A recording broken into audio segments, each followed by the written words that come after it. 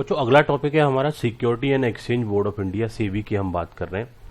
तो सेबी की अगर हम इस्टेब्लिशमेंट की बात करें तो 1992 में हुआ सेबी का इस्टेब्लिशमेंट, और सेबी एक्ट में हुआ 12 अप्रैल 1992 को इसका इस्टेब्लिशमेंट हुआ था। और सेबी के अगर ऑब्जेक्टिव की बात करें, प्रिम्बल्स की अगर हम बात करते हैं, तो सेबी का एक तरीके से ऑब्जेक्टिव होता है अपने स्टेक होल्डर्स के इंटरेस्ट को, दैट मीन्स कह सकते हैं कि जो पब्लिक एट लार्ज से बहुत सारे इन्वेस्टर जो पैसे को इन्वेस्ट कर रहे हैं उनके इंटरेस्ट को, इन्वेस्टर्स के इंटरेस्ट को प्रोटेक्ट करना, और साथ ही साथ सिक्योरिटीज मार्केट को रेगुलेट करना और गवर्न करना और उस मार्केट का डेवलपमेंट करना। तो इन्हीं सारे मुद्दों को हम यहाँ पर स्टडी कर लेते हैं, पढ़ लेते हैं। वही सारे पैराग्राफ यहाँ पर हमने मेंटेन किए हुए हैं। तो सेबी की बात करें तो security exchange board of India was established on April 12, 1992। ध्यान देने वाली बात है बेटा, किस दिन यहाँ पर इसे एस्टैब्लिश किया गया? अप्रैल 12, 1992। ये एग्जामिनेशन के लिए 1 मार्क्स का क्वेश्चन इंपोर्टेंट रहेगा। साथ ही साथ इसे कौन से वाले एक्ट में एस्टैब्लिश किया गया? इसे सेबी एक्ट के अंदर इसे एस्टैब्लिश किया गया।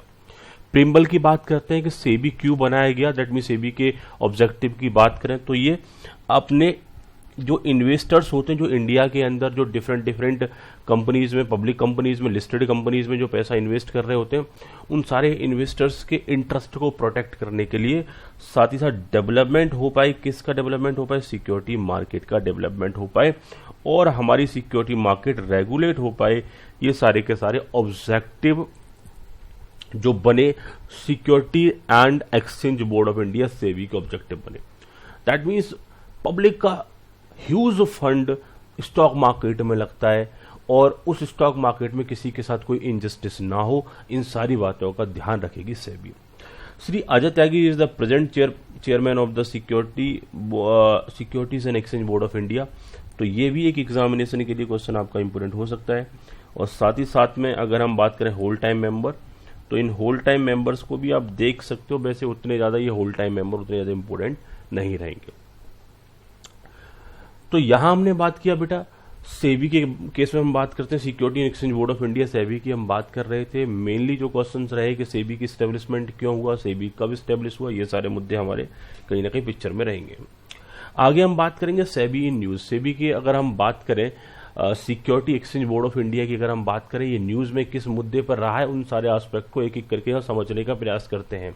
मेरी बात समझना बच्चों, सेबी स्कोर कंप्लेंट इशू की मैं बात कर रहा हूं। पहले इशू क्या था कि सिक्योरिटी अपीलेट ट्रिब्यूनल ने सेबी से कहीं ना कहीं इन सारे मुद्दों पर क्वेश्चनिंग की थी, सेबी से जवाब मांगा और सिक्योरिटी अपीलेट ट्रिब्यूनल के अगेंस्ट सेबी कहां चला गया? सुप्रीम कोर्ट में चला गया। सुप्रीम कोर्ट ने सेबी को रिलीफ तो दिया कि जो सेट ने आपके अगेंस्ट ऑर्डर पास किया है, जो स्टे ऑर्डर पास किया है, वो तो इफेक्टिव नहीं होगा, बट जवाब तो आपको देना पड़ेगा। दैट मीन्स आपको ये प्रूव करना पड़ेगा कि जो आपका स्कोर कंप्लेंट जो मैटर है, दैट मीन्स जो आपका एक सिस्टम है जो पब्लिक एट अ लार्ज की कंप्लेंट्स को रिजॉल्व करता है, तो दैट पर्टिकुलर मैकेनिज्म प्रॉपरली काम कर रहा है या नहीं कर रहा है। तो इन्होंने बोला सेबी स्कोर कंप्लेंट इशू की अगर हम बात कर रहे हैं, supreme court on January 27, 2020 set 4 month deadline. कितने महीने का डेडलाइन दिया इस मुद्दे पर? 4 महीने का डेडलाइन दिया गया। किसको दिया गया? सेबी को दिया गया कि 4 महीने के अंदर अंदर आप ये प्रूव करके दिखाएंगे कि जो आपके स्कोर प्लेटफॉर्म पर, स्कोर एक प्लेटफॉर्म का नाम है इनके, जहां पर सेबी में कंप्लेंट की जाती है। किसके अगेंस्ट कंप्लेंट की जाएंगी? उन प्रमोटर्स के अगेंस्ट कंप्लेंट की जाती है जो पब्लिक के साथ धोखाधड़ी कर रहे हैं, किसी भी तरीके से पब्लिक को एक लॉस पहुंचाने का काम कर रहे हैं। तो स्कोर प्लेटफॉर्म आपका इफेक्टिवली काम कर रहा है नहीं कर रहा है, ये आपको प्रूव करना पड़ेगा। कितने महीने में प्रूव करना पड़ेगा? 4 महीने में। ये कंप्लेंट कौन सी वाली? स्कोर कंप्लेंट्स की बात की जा रही है। और यहाँ बात की जा रही है डिफरेंट पर्सन्स जिन्होंने रॉन्गफुल डिस्क्लोजर करके पब्लिक से पैसा ले लिया, जिसमें भारत निधि, पीएनबीएफ एंड कैमैक जैसी कंसर्न शामिल हैं। इन नवंबर 2019 security appellate tribunal, November 2019, that mean flashback में जा रहे हैं। अभी हम जनवरी 27 जनवरी 2020 की बात कर रहे थे, लेकिन इससे पहले नवंबर 2019 में क्या हुआ था? सिक्योरिटी अपीलेट ट्रिब्यूनल सेट ने क्वेश्चनिंग किया था कि आप प्रूव करो कि आपका जो ये स्कोर, जो आपके जो स्कोर के थ्रू आप कंप्लेंट्स को प्रॉपरली मैनेज कर पाते हो और नहीं कर पाते। तो यहां पर SEBI challenge the tribunal order in the supreme court seeking stay on the operation and effect. That means, और जो सेट ने एक ऑर्डर पास आउट किया था कॉम्प्लायंस के मैनेजमेंट को लेकर के उस ऑर्डर को चैलेंज कर दिया था सेबी ने सुप्रीम कोर्ट में जाकर के। देखो, सिक्योरिटी अपीलेट ट्रिब्यूनल जिसे सैट बोला जाता है, जो एग्जामिनेशन में इसकी फुल फॉर्म भी सैट की फुल फॉर्म एग्जामिनेशन में आपकी आ सकती है, security appellate tribunal SAT. SAT एक क्वासी जुडिशियल बॉडी है। कैसी बॉडी है? Quasi judicial. जैसे कोर्ट होता है, लेकिन ये कोर्ट किस मुद्दे का है? ये कोर्ट उन सारे मुद्दों का जहां पब्लिक के साथ पब्लिक के कोई असुविधा होती है, सेबी के किसी ऑर्डर के अगेंस्ट आप सैट में जा सकते हैं। ये सिक्योरिटी रिलेटेड मुद्दों पर सुनवाई करता है। तो सैट की हमने बात की, तो सैट ने सेबी के अगेंस्ट ऑर्डर पास किया। सेबी उसके अगेंस्ट कहां चला गया? सेबी उसके अगेंस्ट सुप्रीम कोर्ट में चला गया कि ये मैटर गलत है। सुप्रीम कोर्ट ने स्टे तो दे दिया, दैट मीन सुप्रीम कोर्ट ने ये तो बोल दिया कि सैट का ऑर्डर आप पर इफेक्टिव नहीं होगा, लेकिन प्रूफ तो आपको करना पड़ेगा कि जो आपका कंप्लेंट मैकेनिज्म सिस्टम है वो प्रॉपरली काम कर रहा है या नहीं कर रहा है। इसको देखते हुए डेडलाइन दिया गया सेबी को कि आप कहीं ना कहीं इन सारे मुद्दों पर कंसीडर करेंगे, और डेडलाइन की हम पहली बात कर चुके हैं, 4 मंथ का डेडलाइन दिया गया था। सेबी ने फिर अपने नॉर्म्स टाइट कर दिए।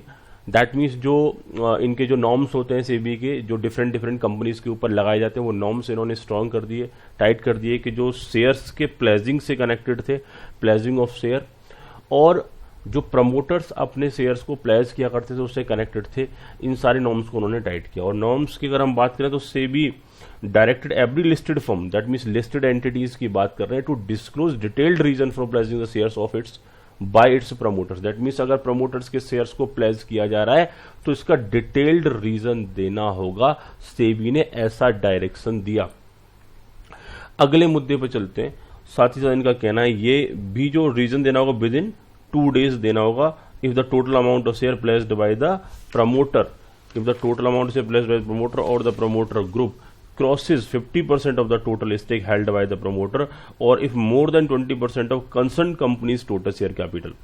इनका कहना है यानी कि ये 50% ऑफ टोटल स्टेक हो या फिर 20%, more than 20% of the concern companies total share capital हो, तो इन दैट पर्टिकुलर केस आपको कहीं ना कहीं वहां प्रॉपर डिस्क्लोजर देना पड़ेगा। लेकिन प्रेजेंटली देखा जाए तो ऐसा डिस्क्लोजर कितने टाइम में चल रहा था? 7 days में चल रहा था, with in 7 days of such an action. ये हमने बात करी बच्चों सेबी को लेकर के। हम यहाँ सेबी से रिलेटेड मुद्दों की बात कर रहे थे, और यहाँ जो 2-3 क्वेश्चन बन सकते हैं उन सारे एस्पेक्ट्स को हमने एक एक करके कवर अप कर लिया है।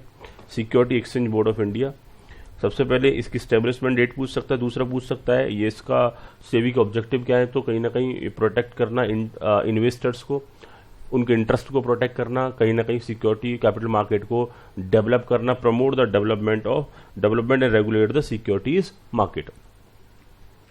बच्चों, सिक्योरिटी मार्केट एक अपने आप में कैपिटल मार्केट होता है, क्योंकि सिक्योरिटी से ही हम कैपिटल अरेंज कर रहे होते हैं। कहीं ना कहीं प्रेजेंट चेयरमैन के बारे में भी क्वेश्चन पूछा जा सकता है, और साथ ही साथ जो 27 जनवरी 2020 किस मुद्दे पर सेबी को अपने आप को प्रूव करना है, तो स्कोर कंप्लाइंट इश्यूज के रिगार्ड में उसे प्रूव करना है। साथ ही साथ में हम बात करेंगे कि सेबी ने कौन से वाले नॉर्म्स अपने थोड़े से टाइटन किए, तो प्लेजिंग ऑफ शेयर से कनेक्टेड नॉर्म्स सेबी ने क्या कर लिया? टाइट कर लिए हैं। कब एक अगर हम प्लेजिंग की बात करें तो अगर प्रमोटर अपने शेयर्स को प्लेज करते हैं तो किन सर्कमस्टांसेस में 2 दिन के अंदर अंदर उन्हें प्रॉपरली सेबी को डिस्क्लोजर देना पड़ेगा कि हम अपने शेयर प्लेज कर रहे हैं। सर्कमस्टांस होगा अगर उन प्रमोटर या प्रमोटर्स का जो ग्रुप है वो क्रॉस कर जाता है 50% ऑफ टोटल स्टेक, जितना उस कंसर्न में लगा, स्टेक का मतलब जितना उन्होंने अपना इंटरेस्ट लगा रखा है। दूसरा, या फिर अगर कैपिटल के पॉइंट ऑफ व्यू से देखें, शेयर कैपिटल के point 20% of the concern companies total share capital, अगर इससे ज्यादा हो जाता है तो भी उन्हें क्या करना पड़ेगा?